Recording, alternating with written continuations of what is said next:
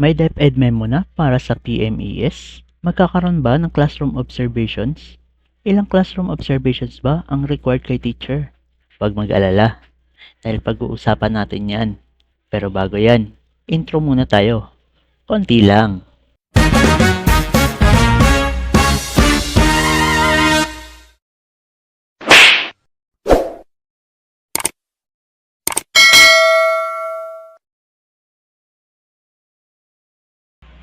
Hi guys, pag-usapan natin itong assessing PPSD-based objectives based on DepEd Memorandum number 17 series of 2025. Importante ito guys, dahil malalaman nyo kung ilang beses ba dapat magkaroon ng classroom observations ngayong 2025.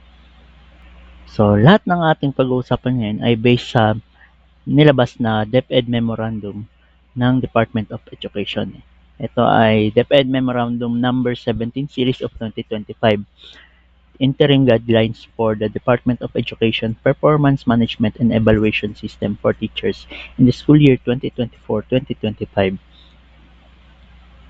So according sa memo, isa o dalawang beses pwede magkaroon ng classroom observations. Ito ay required, pero depende ito sa napagkasunduan o sa option na pipiliin ni teacher. Okay, may dalawang option ang teacher para magkaroon ng scheduled na full period classroom observation. Sa option A, magkakaroon siya ng dalawang full period classroom observations in fourth quarter with objectives or classroom observable indicators distributed across observations. Papalaniwanag natin yun mamaya. At sa option B naman, magkakaroon lang siya ng one full period classroom observation in fourth quarter covering all the objectives or classroom observable indicators. So, anong ibig sabihin nito? Dito muna tayo sa option A. So, sa option A, may dalawang full period classroom observation na pwedeng i-schedule si teacher. So, paano ito mangyayari? Kapag nagkaroon ng dalawang full period classroom observation si teacher, dapat i-distribute niya ng maayos ang mga classroom observable indicators for school year 2025-2024. So, ano itong mga classroom COIs na ito or objectives? Sa first full period classroom observation ni teacher, ang maaaring distribution ng kanyang mga objectives ay Objective 1, Objective 3, Objective 4, Objective 5, at Objective 8. Ang total ay magkakaroon siya ng 5 targeted objectives.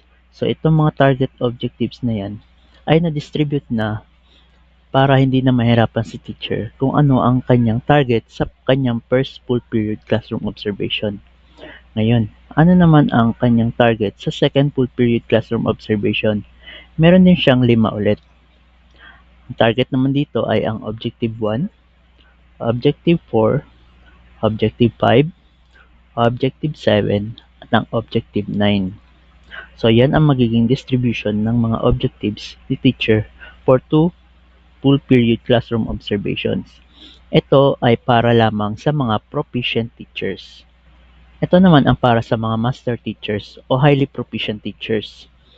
So, sa first full period classroom observation ni teacher, ang Objective 1 ang kanyang target, Objective 3, at ang Objective 7. So, magkakaroon siya ng tatlong targeted indicators. Sa kanyang second full period classroom observation naman, target ni teacher na makuha ang Objective 1, Objective 5, at ang Objective 7. Magkakaroon ulit siya ng tatlong targeted objectives. Ngayon, kung ang pipiliin naman ni teacher ay isang classroom observations lang, isang beses lang siya gusto na magpa-observe, walang problema dahil sa option B, piliin teacher. At ito ang ating magiging guide para sa option B.